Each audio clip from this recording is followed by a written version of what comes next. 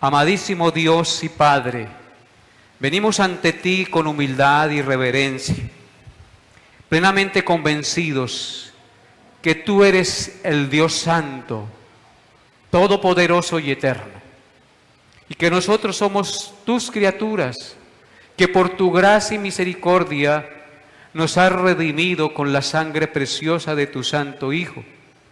Venimos ante ti en esta mañana pidiéndote, Señor, que abran los ojos de nuestro entendimiento para poder ver a Cristo, para poder comprender tus enseñanzas, atesorarlas en nuestro corazón y ponerlas en práctica en nuestro diario vivir. Toca las conciencias de cada uno de nosotros, Señor, porque tu palabra es viva y eficaz, más cortante que toda espada de dos filos. Ella penetra el alma, el espíritu, las coyunturas y los tuétanos, y discierne las intenciones del corazón. Y no hay ninguna cosa creada que no sea manifestada en tu presencia. Antes bien, tú dices en tu palabra que todas las cosas están abiertas y desnudas ante aquel a quien tenemos que dar cuenta. Así que, Padre, háblanos, ministranos, dispón nuestra mente y todo nuestro ser.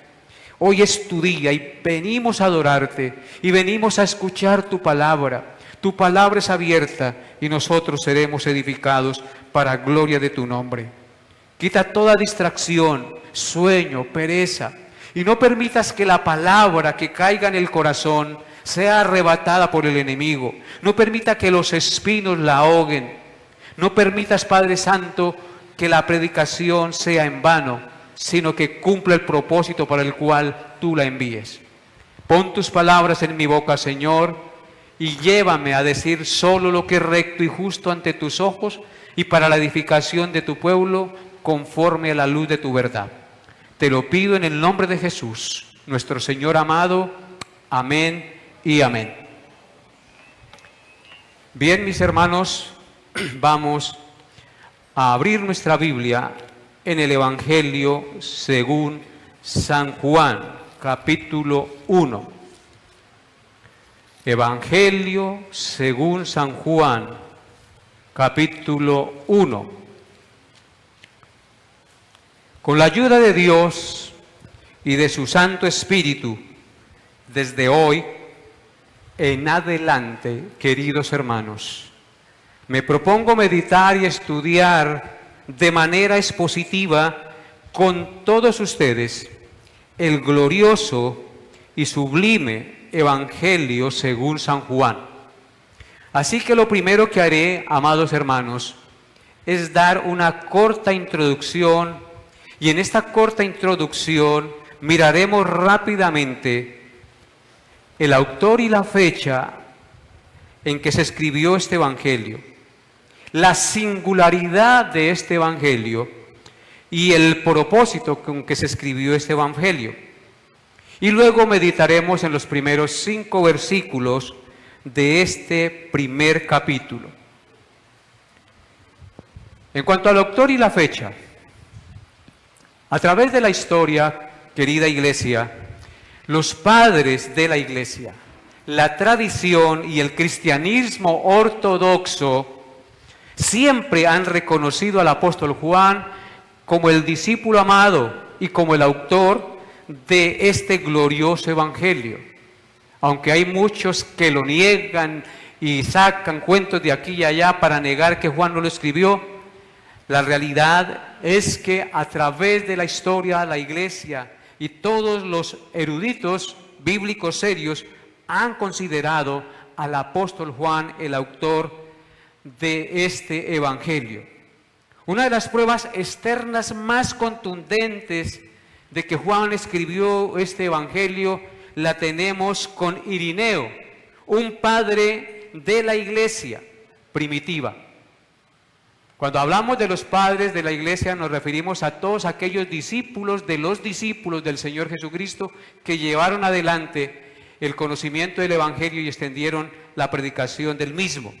Entonces, Irineo, un padre de la Iglesia primitiva que vivió entre el año 130 y 200 después de Cristo, quien fue discípulo de Policarpo, otro padre de la iglesia que vivió del año 70 al año 160 después de Cristo, y quien fue a su vez discípulo del apóstol Juan, quien fue discípulo directo del Señor Jesucristo. Irineo testifica en su libro titulado Contra las herejías que el apóstol Juan escribió este evangelio durante su estadía en Éfeso, en Asia Menor, siendo de edad avanzada, entre los 80 y 88 años de edad. Más o menos Juan escribió este evangelio. Así que podemos concluir por el testimonio de Irineo, quien fue discípulo de Policarpo, quien a su vez fue discípulo del apóstol Juan, y quien a su vez fue discípulo directo del Señor Jesucristo, que Juan fue el instrumento humano utilizado por el Espíritu Santo para escribir este maravilloso evangelio, y que la fecha en que fue escrito este evangelio aproximadamente fue entre los años 90 al 99, no hay una fecha exacta. Ahora vamos a hablar de la singularidad del evangelio de Juan. Este evangelio no es sinóptico. Esto quiere decir que es diferente a los evangelios de Mateo, Marcos y Lucas. A estos evangelios se les llama sinópticos por su afinidad y su semejanza de estilo, contenido y orden de la narración. Esto indica que estos tres evangelios son similares y se pueden mirar y comparar juntos en un cuadro sinóptico. De hecho, la palabra sinóptico significa mirar juntos. Pero a diferencia de estos, el evangelio de Juan, aunque no contradice estos tres evangelios, sino que los afirma, de todas maneras, Juan es diferente en su estilo, orden y contenido. El comentarista Herman habla de la distinción única de este libro, es decir, de su singularidad, en las siguientes palabras. Él dice, abro comillas, la característica peculiar del libro de Juan ha sido formulada con un solo adjetivo, sublime. Se dice que sublime es el producto de dos factores, la sencillez y la profundidad.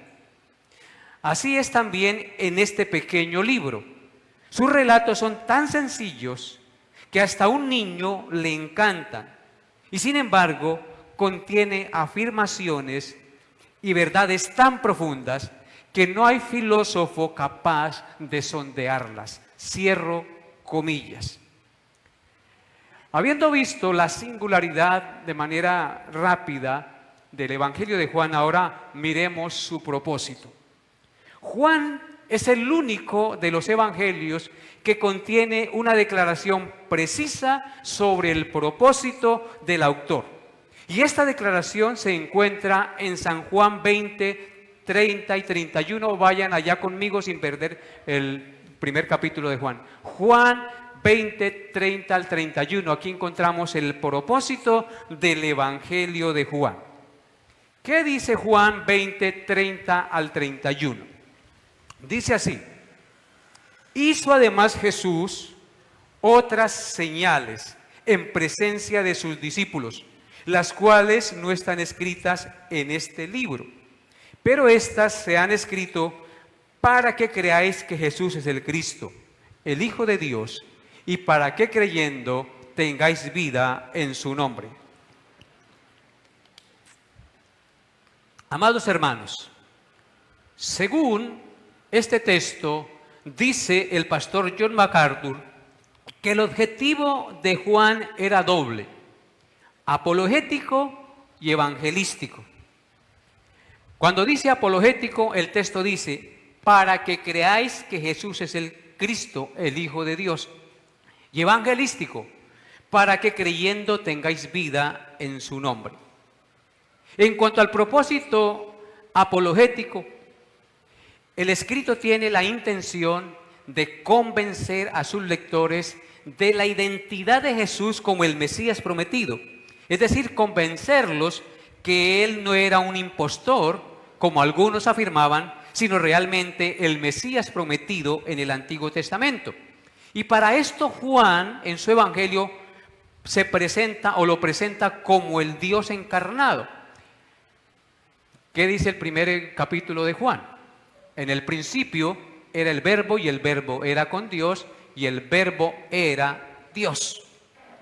En Juan 1:14 dice: y aquel verbo fue hecho carne y habitó entre nosotros y vimos su gloria, gloria como del unigénito del Padre, lleno de gracia y de verdad. Juan presenta claramente a Jesucristo como el Dios encarnado.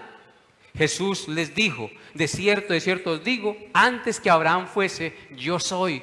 Él lo presenta como el Dios eterno que se encarnó. También lo presenta como el Mesías o el Cristo. En Juan 1:41 dice: este halló primero a su hermano Simón y le dijo: hemos hallado al Mesías, que traducido es el Cristo. También Juan lo presenta como el Salvador del mundo. En Juan 4:42 dice: y decían a la mujer: ya no creemos solamente por tu dicho, porque nosotros mismos hemos oído y sabemos que verdaderamente este es el Salvador del mundo, el Cristo. Además de esto, Juan presentó 8 señales que lo acreditan como el Mesías enviado para salvar al pueblo. La primera señal que presenta el Evangelio de Juan es la conversión del agua en vino. Este principio de señales, dice, hizo Jesús. La segunda señal que él muestra es la curación a distancia del hijo de un oficial del rey. La tercera señal que él muestra es la curación de un paralítico en el estanque de Betesda. La cuarta señal es la alimentación de 5,000 personas con unos panes y unos peces. En quinto lugar, Juan presenta la señal de Jesús caminando sobre el agua en el mar de Galilea. En sexto lugar, la curación de un ciego de nacimiento. En séptimo lugar, la resurrección de Lázaro después de 4 días de muerto. En octavo lugar, la provisión de una pesca milagrosa ya después de que él había resucitado. Y aparte de estas señales, Juan presenta la señal más convincente de todas: la resurrección del propio Jesucristo de entre los muertos. Amados hermanos, esto en cuanto a la parte, se me fue la palabra, apologética, en cuanto al propósito apologético. Ahora miremos en cuanto al propósito evangelístico. En cuanto al propósito evangelístico, Juan escribió este evangelio a todo el mundo, es decir, a judíos y a gentiles. Y usó el verbo creer cerca de 100 veces en su evangelio, más del doble que en los otros evangelios. Esto lo hizo para enfatizar que quienes creen en el Señor Jesús recibirán la vida eterna y quienes le rechacen recibirán la condenación. Por ejemplo, en Juan 3:14 al 16 dice: y como Moisés levantó la serpiente en el desierto, así es necesario que el Hijo del Hombre sea levantado, para que todo aquel que en él cree no se pierda, mas tenga vida eterna. Porque de tal manera amó Dios al mundo, que ha dado a su Hijo unigénito, para que todo aquel que en él cree no se pierda, mas tenga vida eterna. En Juan 3:36 dice: el que cree en el Hijo tiene vida eterna, pero el que rehúsa creer en el Hijo no verá la vida, sino que la ira de Dios está sobre él. Luego encontramos Juan 6:40, Juan 6:47 al 48, Juan 6:20 al 31, etc. Así que el verbo creer es usado de manera evangelística para anunciar a la humanidad que todo aquel que cree en Jesús recibirá perdón de pecados y vida eterna, y todo aquel que le rechace recibirá muerte y condenación. En resumen, Juan presenta de una manera maravillosa y sublime a Jesús como el Verbo eterno y encarnado, el Mesías y el Hijo de Dios, quien entrega el regalo de la salvación y la vida eterna con su propia vida, para que las personas respondan en aceptación o en rechazo a la salvación que solo puede venir por el creer en Cristo como el Señor y el Salvador. Así que, hermanos, después de haber hecho esta corta introducción, empezaremos considerando los primeros 5 versículos de este capítulo 1. Así que ubíquense en Juan 1 y vamos a leer los primeros 5 versículos de este capítulo. ¿Ya están todos ubicados, hermanos? ¿Listos a aprender y a estudiar la palabra de Dios? ¿Sí? Ok. Dice la palabra de Dios, Juan 1, del 1 al 5. En el principio era el Verbo, y el Verbo era con Dios, y el Verbo era Dios. Este era en el principio con Dios. Todas las cosas por Él fueron hechas, y sin Él nada de lo que ha sido hecho fue hecho. En Él estaba la vida, y la vida era la luz de los hombres. La luz en las tinieblas resplandece, y las tinieblas no prevalecieron contra ella. Amén. La enseñanza para el día de hoy lleva por título: en el principio era el Verbo.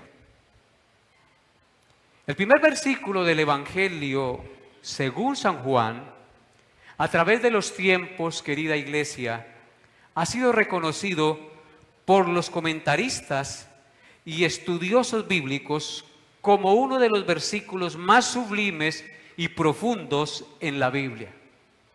Los antiguos cristianos solían decir que este versículo merecía estar escrito en letras de oro en cada iglesia cristiana, porque es un versículo sublime y maravilloso.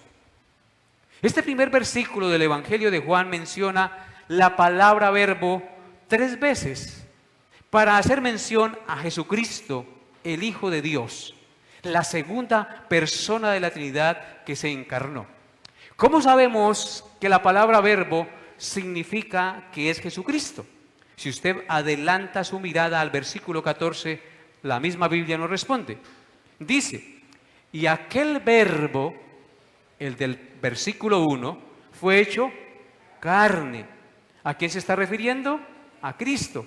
Y ese verbo que se hizo carne habitó entre nosotros y vimos su gloria, gloria como del unigénito del Padre. ¿Quién es el unigénito del Padre? El Señor Jesucristo. Y ese unigénito del Padre es lleno de gracia y de verdad. Así que, hermanos, el verbo mencionado en el capítulo 1 indudablemente se está refiriendo a Jesucristo, el Santo Hijo de Dios, al unigénito del Padre. Cristo es el verbo, o el logos, o la palabra eterna de Dios encarnada en 3 sentidos. Escúchenlo bien. Cristo es el verbo, el logos o la palabra eterna de Dios encarnada en 3 sentidos. Él es el verbo, el logos o la palabra de Dios encarnada porque expresa o refleja la mente de Dios. Observen lo que dice el versículo 18. El versículo 18 dice, a Dios nadie le vio jamás. El unigénito Hijo que está en el seno del Padre, Él le ha dado a conocer. O sea que, ¿qué hace el verbo encarnado? Darnos a conocer la mente de Dios, a Dios Padre. Si queremos conocer al Padre, el Hijo nos lo dio o nos lo da a conocer. En segundo lugar, Él es el verbo o el logos o la palabra de Dios encarnada, porque revela el Padre al hombre. Noten lo que dice Mateo 11:27, sin perder Juan. Mateo 11:27 dice: todas las cosas me fueron entregadas por mi Padre. Está hablando Cristo. Y nadie conoce al Hijo sino el Padre, ni el Padre conoce a alguno sino el Hijo, y aquel a quien el Hijo lo quiera revelar. Así que el verbo o el logos o la palabra encarnada de Dios revela al Padre al hombre. Él es el que nos revela al Padre a nuestra vida. Si usted y yo conocemos hoy al Padre, si conocemos su palabra, si conocemos su voluntad, si estamos sirviéndole, si hemos creído y si le hemos seguido, es porque Cristo nos ha revelado al Padre. Sin Jesucristo no hay revelación del Padre a nuestra vida. Y en tercer lugar, Él es el verbo o el logos o la palabra encarnada, porque Él es la palabra final de Dios para la humanidad. Él es la palabra final de Dios para la humanidad. Después de Él no hay más. Él es el principio y el fin. Él es el alfa y la omega. Él es la palabra final de Dios para la humanidad. Miren lo que dice Hebreos 1, del 1 al 3. Hebreos 1, del 1 al 3. Hermano, busquen su Biblia, póngase activo, no se duerma, disponga su corazón. Y escuche lo que dice la Escritura acerca de la palabra final de Dios para el hombre en Cristo. Dice Hebreos 1 del 1 al 3. Dios, habiendo hablado muchas veces y de muchas maneras en otro tiempo a los padres por los profetas, en estos postreros días nos ha hablado por el Hijo, a quien constituyó heredero de todo y por quien asimismo hizo el universo, el cual, siendo el resplandor de su gloria y la imagen misma de su sustancia, y quien sustenta todas las cosas con la palabra de su poder, habiendo efectuado la purificación de nuestros pecados por medio de sí mismo, se sentó a la diestra de la majestad en las alturas. Amén. Notan, hermanos, que Dios, habiendo hablado muchas veces en otro tiempo a los padres por los profetas, en estos postreros días, los postreros días hace referencia al tiempo de la primera venida de Cristo hasta el día de su segunda venida. En estos postreros días nos ha hablado por el Hijo. Él es la palabra final, la revelación completa. Lo que usted y yo necesitamos saber en cuestiones de fe y conducta, Él es el fin y la totalidad de lo que necesitamos saber. Dice, en estos postreros días nos ha hablado por el Hijo. Y ese Hijo fue el que Dios constituyó heredero de todo y por quien asimismo hizo el universo, el cual, siendo el resplandor de su gloria, ¿qué es Cristo? El resplandor de la gloria del Padre, y es la misma imagen de su sustancia, y Él es quien sustenta todas las cosas con la palabra de su poder. Esa es la revelación. Si usted y yo estamos vivos es porque Cristo nos sustenta. Si usted y yo respiramos y el corazón palpita es porque Cristo nos permite suspirar, respirar y que nuestro corazón palpite, hermanos, y que la sangre fluya por nuestras venas. Él es quien sustenta todas las cosas con la palabra de su poder. ¿Y quién es Cristo? El Verbo, la palabra de su poder. Y después de haber efectuado la purificación de nuestros pecados, dice el texto, se ha sentado a la diestra de la majestad de Dios en las alturas como Rey y Señor supremo del universo. Bendito sea el nombre del Señor. Al leer estos primeros 5 versículos, volviendo a Juan capítulo 1, podemos aprender por lo menos 6 cosas supremamente importantes en el conocimiento de Cristo. Esta es una clase y una predicación de pura cristología. El Evangelio de Juan es cristología, hermanos, el estudio de Cristo. Así que estos primeros 5 versículos nos permiten aprender 6 cosas supremamente importantes. Versículo 1 del Evangelio de Juan. Versículo 1 del Evangelio de Juan. Vamos a ubicarnos, esperamos acá.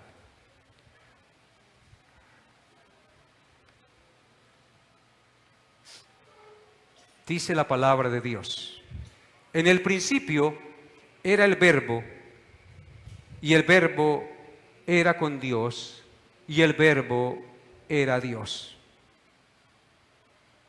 En primer lugar, en el versículo 1, aprendemos que nuestro Señor Jesucristo es eterno. Juan nos dice 3 veces en el versículo 1, en el principio era el Verbo. Noten, en el principio era el Verbo, y el Verbo era con Dios, y el Verbo era Dios. 3 veces en el verso 1 se menciona era el Verbo. Esto quiere decir que el Verbo no comenzó a existir cuando fueron creados los cielos y la tierra. Mucho menos comenzó a existir cuando el Evangelio fue traído o predicado al mundo. El Verbo ya tenía gloria eterna con el Padre antes que el mundo fuese. El Verbo ya existía desde el principio, desde antes de que la materia y el universo entero fueran creados, antes de que el tiempo comenzara a existir, antes del comienzo de todas las cosas.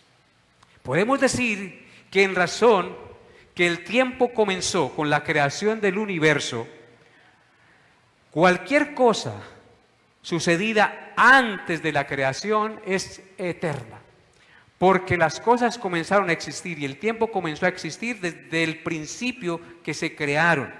Entonces, todo lo que existía antes de la creación tiene que ser ¿qué? Eterno. En consecuencia, el testimonio de las Escrituras nos muestra que el Logos o el Verbo era anterior al tiempo. En razón de esto, Él es eterno, porque era antes del principio de todas las cosas. Observen lo que dice Juan 17:15 acerca de la eternidad con la que el Padre gozaba antes que el mundo fuese junto a Cristo. O la gloria que Cristo tenía antes que el mundo fuese. Juan 17:5 dice, en la oración sacerdotal, 17:5, Juan 17:5, dice, en la oración sacerdotal que está haciendo Cristo: ahora pues, Padre, glorifícame tú al lado tuyo con aquella gloria que tuve contigo antes que el mundo fuese. O sea que Cristo existía antes que el mundo fuese. Por tal razón, el Verbo, Cristo, el Hijo de Dios, es eterno, igual al Padre. Porque todo lo que comenzó a existir y tiene principio es creado. Desde que el Padre y el Hijo crearon las cosas. Ahora observen lo que dice Colosenses 1:17. Colosenses 1:17, por favor. Dice, y Él es antes de todas las cosas, y todas las cosas en Él subsisten. Cuando dice, y Él es antes, está haciendo referencia a Jesucristo. El contexto nos lo enseña. Y Él es antes de todas las cosas. ¿Quién es el que es antes de todas las cosas? Cristo. Y todas las cosas en Cristo subsisten, se mantienen y funcionan. Entonces, hermanos, no queda duda que Jesucristo es eterno. En segundo lugar, aprendemos en el verso 1 de Juan 1 que nuestro Señor Jesucristo es una persona diferente a Dios el Padre. Pongan sus ojos allí en el verso 1.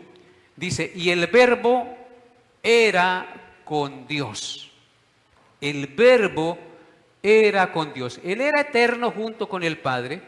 Y cuando dice era con Dios, la palabra de Dios nos muestra que era diferente al Padre. Pero aunque son diferentes, son uno con Dios el Padre. Dios el Padre es una persona y Dios el Hijo es una persona y ambos son eternos.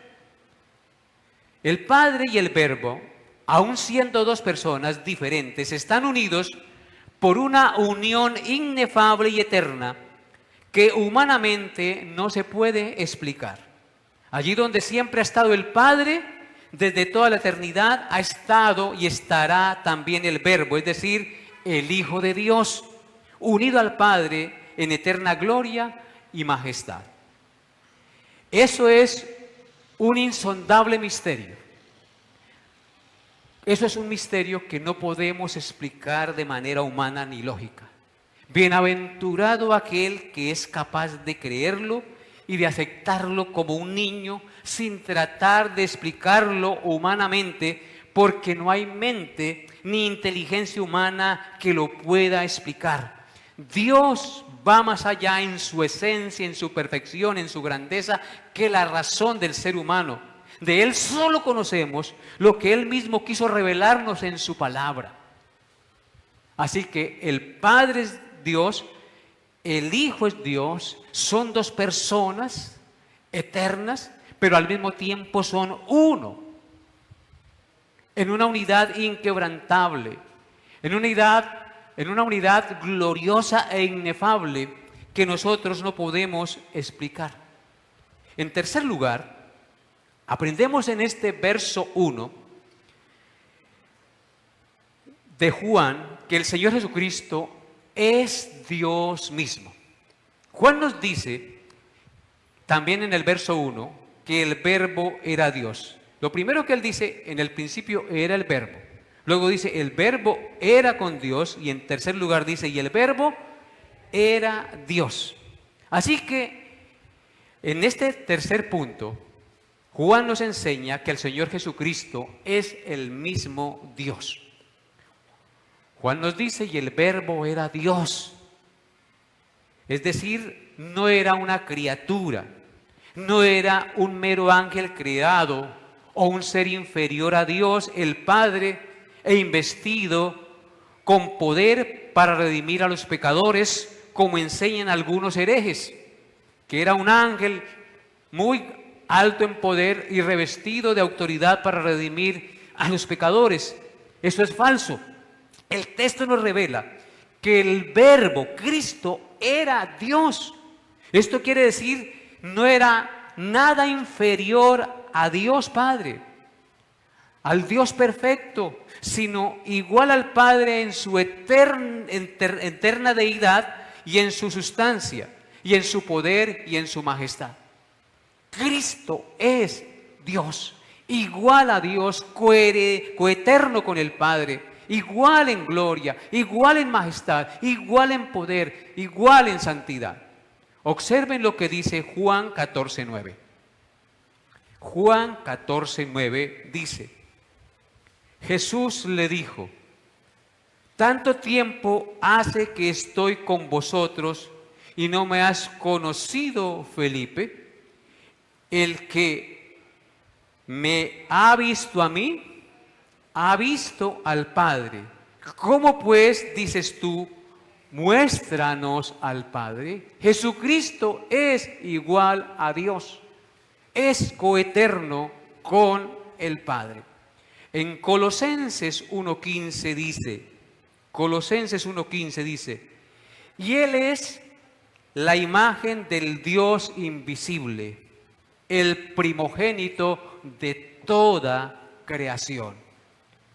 Porque en Él fueron creados los cielos y la tierra, etcétera, etcétera, hermanos. Entonces, Cristo es igual a Dios. Es lo tercero que nos enseña el versículo 1. En cuarto lugar, aprendemos que el Verbo, es decir, el Señor Jesucristo, es el creador de todas las cosas.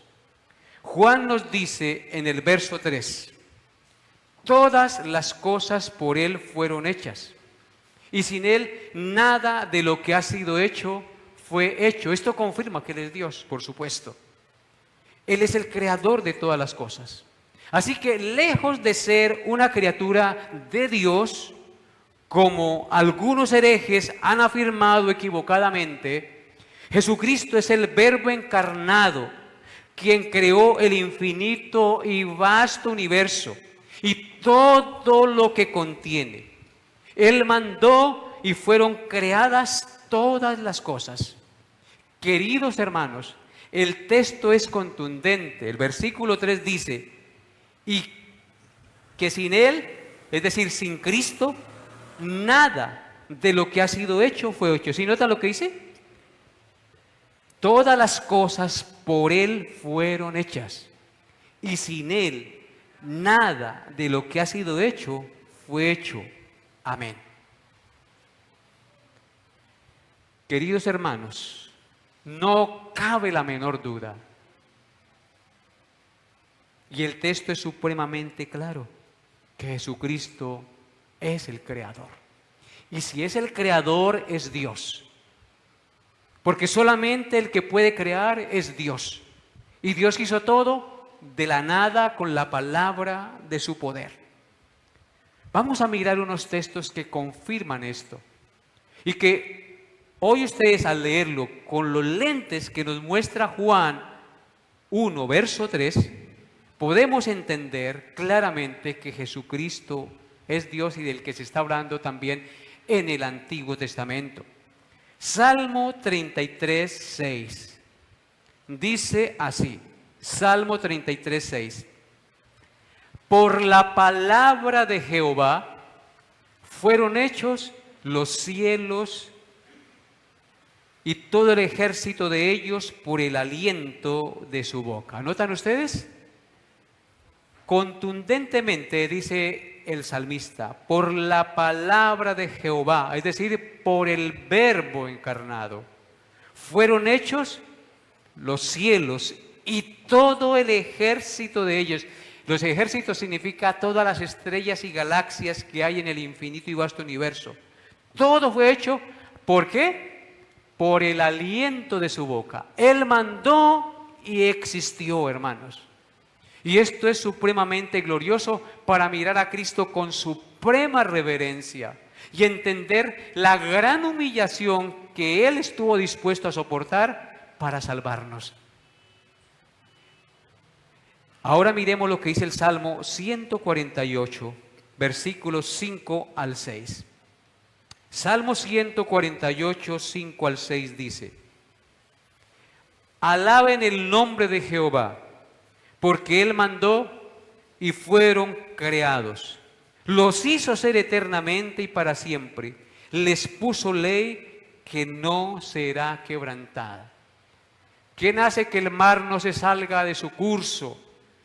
Que las galaxias giren en sus órbitas y los planetas. Que la luz del sol alumbre. ¿Quién hizo la ley de la gravedad? ¿Quién hizo todas las cosas, hermanos? Cristo, estamos hablando de Cristo. Obviamente que el Padre también creó juntamente con Cristo, porque ellos dos son ¿qué? Uno. Entonces, hermanos, si nosotros entendemos que Cristo es el Creador, porque todas las cosas por Él fueron hechas y sin Él nada de lo que ha sido hecho fue hecho, entonces, como dice el salmista, alaben el nombre de Jehová, porque Él mandó y fueron creadas. Alabemos el nombre de nuestro Dios. Ahora ubíquese usted en Génesis capítulo 1, por favor. ¿Qué leemos en el primer versículo de Juan? En el principio. ¿Y qué dice Génesis 1:1? En el principio creó Dios los cielos y la tierra. Y Juan 1:1 dice, en el principio era el Verbo, y el Verbo era con Dios, y el Verbo era Dios, y todas las cosas por Él fueron hechas. Así que esto nos enseña claramente que este que estaba en el principio, y que existía desde antes del principio, fue el que dio la orden, como menciona todo el capítulo 1 de Génesis, que quisiera que miráramos rápidamente, hermanos. Génesis 1:1 dice, y en el principio creó Dios los cielos y la tierra. Jesucristo es Dios, el Padre es Dios, el Espíritu Santo es Dios. Ellos fueron quienes crearon el cielo y la tierra. Y la tierra estaba desordenada y vacía, y las tinieblas estaban sobre la faz del abismo, y el Espíritu de Dios se movía sobre la faz de las aguas. Y dijo Dios. ¿De quién estamos hablando aquí entonces? De Cristo. Dijo Dios, sea la luz, y fue la luz. Adelántese al verso 6. Luego dijo Dios, haya expansión en medio de las aguas y separe las aguas de las aguas. ¿Quién está diciendo aquí? ¿Quién está dando la orden? ¿Quién está creando? Jesucristo. Jesucristo. Dijo Dios, todas las cosas por Él fueron hechas, y sin Él nada de lo que ha sido hecho fue hecho. Ahora adelántese al verso 9. Dijo también Dios, júntense las aguas que están debajo de los cielos en un lugar y descúbrase lo seco. Y fue así, porque dijo Dios. El verbo hecho carne que se nos manifiesta en Juan es del que está hablando aquí Génesis. Por eso la Biblia en su revelación es progresiva. Allá podemos entender en Juan que es el Hijo de Dios quien está creando. Verso 11. Después dijo Dios, produzca la tierra hierba verde, hierba que dé semilla, árbol de fruto que dé fruto según su género, que su semilla esté en él sobre la tierra. Y fue así, hermanos. ¿Quién dijo, produzca la tierra hierba verde y árboles que den fruto y semilla? ¿Quién? Jesucristo. Y cuando usted ve el verde pasto, los árboles reverdecer, las plantas florecer, los árboles dar fruto, hasta el día de hoy se sigue ¿qué? Cumpliendo la palabra de Dios, la orden que Cristo dio, porque Él sustenta todas las cosas con la palabra de su poder. Gloria al Señor.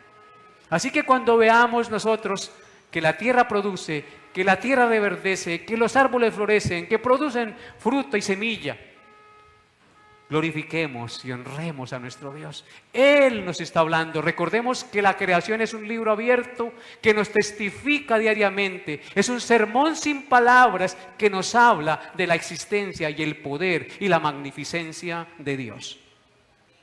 Luego en el versículo 14 dice, dijo luego Dios, haya lumbreras en la expansión de los cielos para separar el día de la noche y sirvan de señales para las estaciones, para días y años. Entonces ese cielo, ese sol, esa luna, esas estrellas que existen, ¿quién las creó? El Señor Jesucristo. ¿Y quién sostiene el sol allá que sigue alumbrando? Y la luna que sigue alumbrando. Él con la palabra de su poder. Ahora adelántese al versículo 16. E hizo Dios las dos grandes lumbreras. Vuelve a manifestar. La lumbrera mayor para señorear en el día y la lumbrera menor para señorear en la noche. Adelántese al verso 20. Dijo Dios, vuelve la palabra a insistir. Es reiterativo Génesis 1:1 para que no nos quede duda que Dios es el creador. Dijo Dios, produzcan las aguas seres vivientes y aves que vuelen sobre la tierra en la abierta expansión de los cielos. ¿Se ha cumplido eso, hermanos? Cuando vemos las aves volar, cuando vemos los pajaritos cantar, etcétera, etcétera, es el cumplimiento de lo que dijo Cristo, el Verbo encarnado.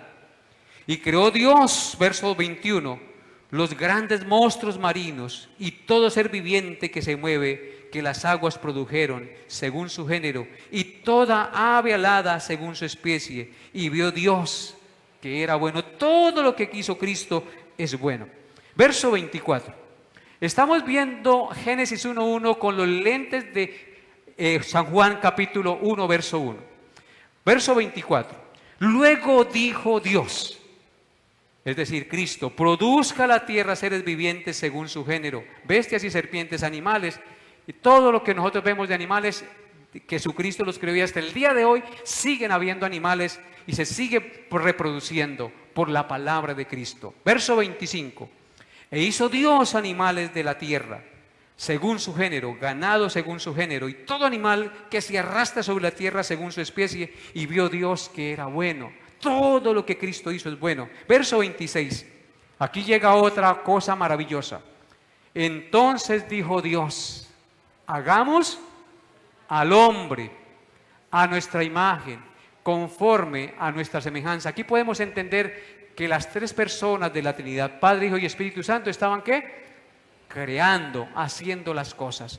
Pero como hoy estamos viendo Génesis 1.1 con los lentes de San Juan 1.1, podemos entender que Cristo era el que estaba creando y es también el creador de todos nosotros los seres humanos. Dijo Dios, hagamos al hombre a nuestra imagen, conforme a nuestra semejanza. Versículo 27. Y creó Dios al hombre a su imagen, a imagen de Dios lo creó, varón y hembra los creó.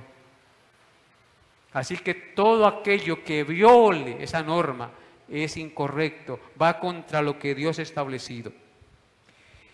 Hermanos, simplemente quise mostrarles esto, para que nosotros comprendiéramos un poco con los lentes de Juan, que todas las cosas por Cristo fueron hechas y que sin Él nada de lo que ha sido hecho fue hecho. Así que al entender esto de Cristo, Cristo es más que, más glorioso a nuestros ojos, más grande, más majestuoso y más sublime. Por eso es tan importante conocer las Escrituras, porque a veces pensamos en Cristo como si fuera un igual. Aunque Él se hizo igual con nosotros, Él nunca dejó de ser Dios. Él es el Dios eterno que se encarnó y merece toda la honra, toda la gloria y todo el honor de parte de nosotros los seres pecadores y creados a su imagen y semejanza. Hermanos, ahora observen lo que dice el Salmo 102:25. Salmo 102:25 dice: desde el principio, tú fundaste la tierra y los cielos son obra de tus manos. Vuelve aquí a llevarnos ¿a dónde? A Génesis. Desde el principio, tú fundaste la tierra y los cielos son obra de tus manos. Usted y yo somos obras de la mano de Dios y lo que vemos son obra de la mano de Dios. Isaías 45:12. Leer estos textos es tan glorioso y hace arder nuestro corazón y hace exaltar la gloria de la majestad de Cristo. Isaías 45:12 dice: yo hice la tierra y creé sobre ella al hombre. Mis manos extendieron los cielos y a todo su ejército mandé. Amén. Leamos nuevamente el texto. Dice: yo hice la tierra y creé sobre ella al hombre. Y luego dice: yo, porque Jesucristo es el gran yo soy. Mis manos extendieron los cielos y todo su ejército mandé. Bendito el Señor, es una expresión maravillosa de la soberanía, del poder y del control de Dios creando todo, como un lienzo. Isaías 45:18. Porque así dijo Jehová que creó los cielos. Él es Dios, el que formó la tierra, el que la hizo y la compuso. No la creó en vano, para que fuese habitada la creó. Yo soy Jehová y no hay otro. No nos quede duda que aquí está hablando de Cristo, porque en el Nuevo Testamento dice: yo soy. Yo soy el alfa y el omega, el principio y el fin. No creó en vano la tierra, la creó para que fuese habitada. ¿Se ha cumplido eso? Uno va y camina por allá a partes bien lejanas y allá encuentra gente. En la selva bien adentro hay indígenas, hermanos, que aún ni siquiera se han conocido. Dicen algunos que hay tribus que no se han descubierto aún todavía en las profundidades de la selva amazónica. ¿Por qué? Porque Dios creó para que la tierra para que fuese habitada. Colosenses 1:16 al 17.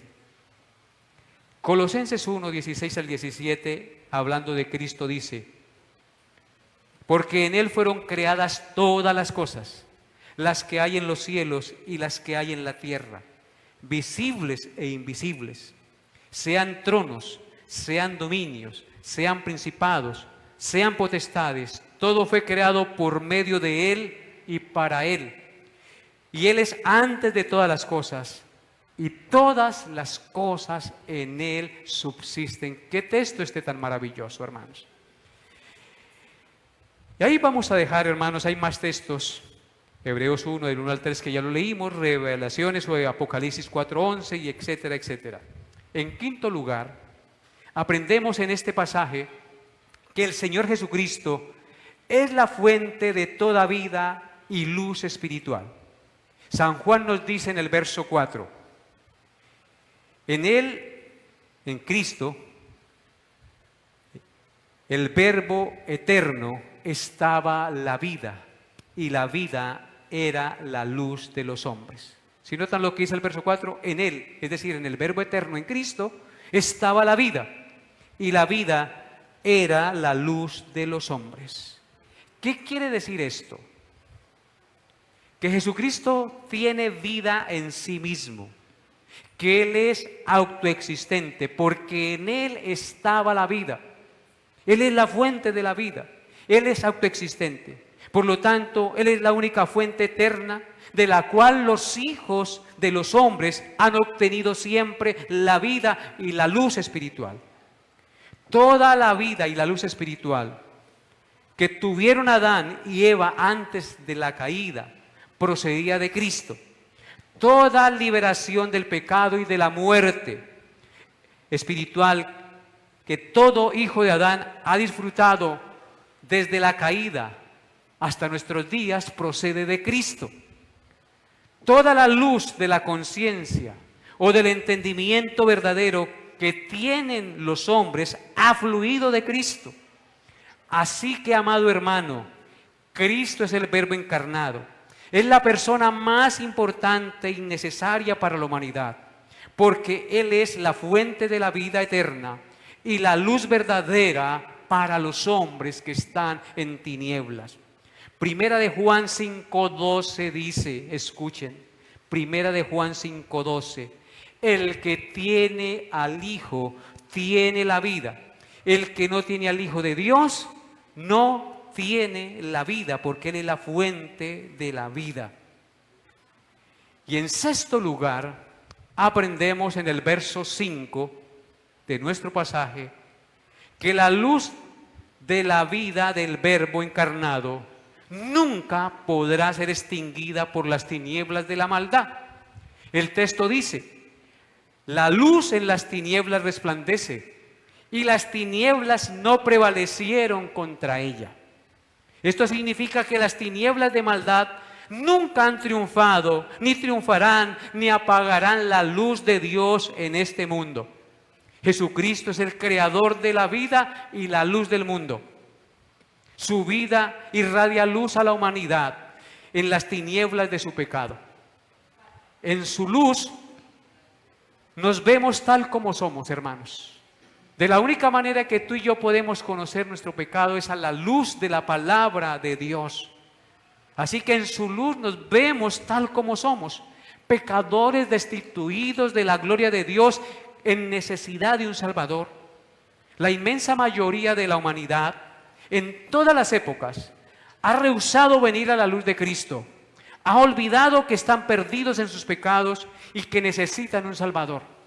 Y esto sucede porque el pecado y el Dios de este siglo les ha cegado el entendimiento para que no les resplandezca la luz del Evangelio de la gracia de Cristo. Y en consecuencia los hombres aman más las tinieblas que la luz, porque sus obras son malas. Sin embargo, Dios hizo un milagro en nosotros, que estábamos sumidos en las tinieblas de nuestro pecado. En este mundo estábamos en tinieblas, pero Dios, dice la Escritura, que Dios ordenó que la luz resplandeciera en las tinieblas e hizo brillar la luz en nuestro corazón para que conociéramos la gloria de Dios que resplandece en el rostro de Cristo. Segunda de Corintios 4:6. Segunda de Corintios 4:6. Miren el milagro que ha hecho en nosotros el Señor Jesucristo. El mismo milagro que hizo al principio cuando creó la luz para separar la luz de las tinieblas. Dice Segunda de Corintios 4:6. Porque Dios, que mandó que de las tinieblas resplandeciese la luz, hablando de Génesis 1:1, es el que resplandeció en nuestros corazones para iluminación del conocimiento de la gloria de Dios en la faz de Jesucristo, para que conociéramos la gloria de Dios que resplandece en el rostro de Cristo, dicho de otra manera. Ese es el milagro que tú y yo hemos recibido, queridos hermanos, cuando conocimos a Cristo. Él resplandeció con su luz y ahora podemos verle, ahora podemos entender nuestra necesidad de Él, podemos entender que solo en Él y nada más que en Él hay salvación, luz y perdón de pecados en este mundo de tinieblas. Voy a terminar con unas reflexiones prácticas, hermanos. En primer lugar, la verdad de Jesucristo como verdadero Dios y verdadero hombre, porque Él siendo Dios se hizo hombre, y su completa igualdad con el Padre. Él es verdadero Dios, verdadero hombre, Él es igual al Padre, enseñada claramente por el apóstol Juan, es un elemento no negociable en la fe cristiana. Nosotros tenemos que creer en esas dos cosas. Jesucristo es verdadero Dios y verdadero hombre. Y esa es una fe y un pilar de la fe cristiana y es no negociable. La negación de la deidad de Cristo es inexcusable porque la enseñanza bíblica al respecto de esta verdad es clara y inequívoca en las Sagradas Escrituras, como lo hemos visto hoy. Jesucristo es el Verbo eternamente preexistente con el Padre. Es Dios creador del universo. Negar que Jesucristo es Dios hecho carne es negar la verdad de la palabra de Dios. Y escúchenlo bien. Y es llevar a la gente a la idolatría. Porque es llevarles a poner su confianza en un ser creado, así sea un ángel glorioso. Y no en el hecho, en el Dios hecho carne. ¿Recuerdan que Juan se iba a postrar ante un ángel glorioso y él no se lo permitió? Así que si yo enseño que Jesucristo no es Dios, sino un ser especial y creado y dotado de autoridad, estoy llevando a la gente a que confíen en una criatura, es decir, a la idolatría. No podemos cambiar esta verdad. Esa verdad no es negociable. Jesucristo es verdadero Dios y verdadero hombre a la vez. Y es una verdad innegociable. Por eso el mismo Juan en 2 de Juan, capítulo 1, 7 al 11 dijo: porque muchos engañadores han salido por el mundo que no confiesan que Jesucristo ha venido en carne. Quien esto hace es el engañador y el anticristo.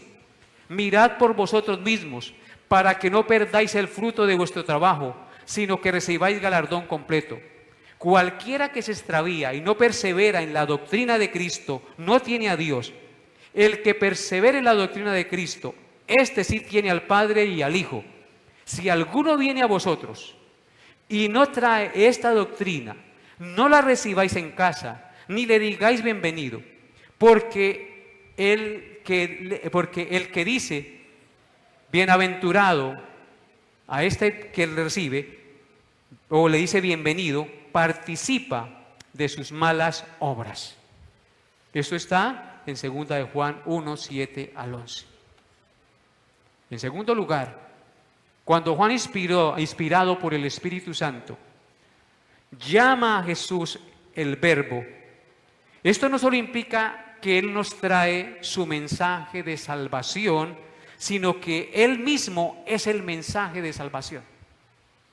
No es simplemente un mensaje. Jesucristo es el mismo mensaje de salvación. Cuando predicamos el Evangelio, ¿estamos predicando a quién? A Cristo.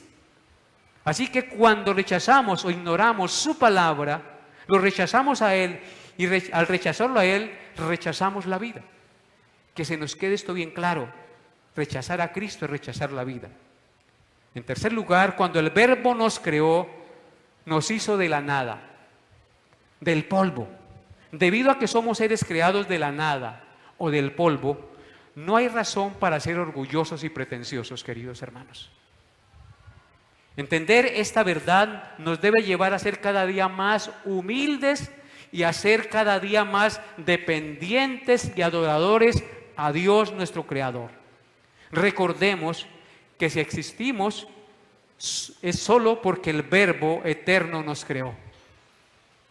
En consecuencia, adorémosle y sirvámosle con entrega, humildad y sencillez de corazón. Recordemos que si tenemos dones, es únicamente porque Cristo nos los ha dado. No hay razón para gloriarnos a nosotros mismos, sino en nuestro glorioso y buen Salvador. Y en cuarto y último lugar, si Jesucristo es la luz y la vida, entonces, separados de Cristo, estamos en tinieblas y sin vida espiritual. Por eso el mismo Cristo dijo en Juan 8:12, yo soy la luz del mundo. El que me sigue no andará en tinieblas, sino que tendrá la luz de la vida. Así que, como creyentes, si intentamos ignorar la palabra y vivir sin Él, nada bueno podemos hacer, queridos hermanos. No produciremos fruto. No nos convertiremos en árboles y en vides estériles, porque separados o apartados de Él, nada podemos hacer porque Él es la fuente de la vida. Y hay un llamado, en último lugar, a todos los que no han rendido su vida a Cristo, que tal vez han escuchado una y otra vez, pero nunca se han arrepentido ni han decidido rendir su vida al Señor en arrepentimiento y fe. A ellos quiero decirles una cosa muy importante, y es que la gente se pierde, escúchenlo bien, las personas se pierden eternamente, no por no haber quien les haya dicho la verdad, o no por no saber quién es el Señor Jesucristo, sino que se pierden por rechazarles libre y voluntariamente, porque escucharon y escucharon, se les habló y se les habló, y nunca quisieron arrepentirse de todo corazón ni rendir su vida al Señor. Así que hoy te invito en arrepentimiento y fe a rendir su vida al Señor y a confiar en Él como aquel Dios encarnado que vino a ofrendarse en rescate por nosotros para que usted y yo heredáramos la vida eterna y fuésemos justificados ante el Padre. Solo en Él hay vida, solo en Él hay perdón, sin Él estamos perdidos.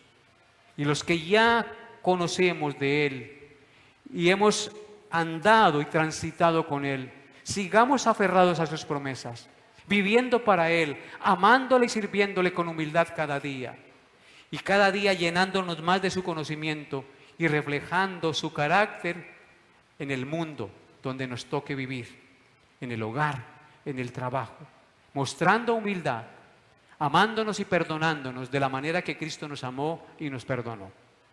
Colóquense de pie, por favor. Amado Señor, tú hoy nos has hablado por tu Hijo, como leímos hoy.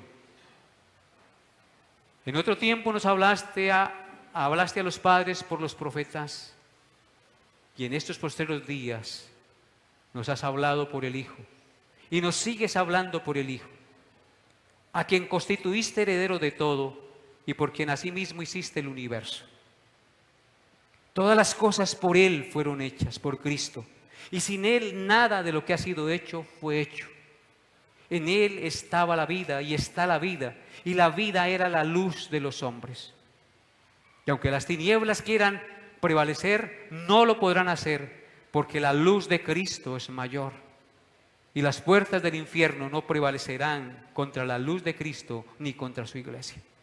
Así que, Padre, yo te suplico que nos des la gracia de creer cada día más y más en ti, de aferrarnos a esta verdad eterna, de que tú eres Dios hecho carne, que viniste al mundo para llamar y rescatar a su pueblo y llevarnos a la vida eterna. Bendito seas tú, Señor Jesús. Bendito seas tú que te humanaste, que te humillaste hasta la muerte y muerte de cruz. Siendo Dios, no estimaste el ser igual a Dios como cosa que aferrarte. Ayúdanos a valorarte, a admirarte, a reverenciarte cada día más y a vivir tomados de tu mano, unidos a ti, porque separados de ti nada podemos hacer. Te alabo y te bendigo, Padre Santo, y coloco este día en tus manos y te ruego que si hay alguien aquí que no te conoce, tócalo, Señor, y muéstrate a Él, revélate a Él, Señor, con tu salvación, y muéstrale el pecado y llévalo a la cruz para que encuentre allí perdón y vida eterna. Te lo pido en el nombre de Jesús, con acción de gracias. Amén y amén. Amados hermanos, que la paz de Dios, que sobrepasa todo entendimiento, guarde sus corazones y sus pensamientos en Cristo Jesús. El culto ha terminado. Vayan a casa y no pequen más.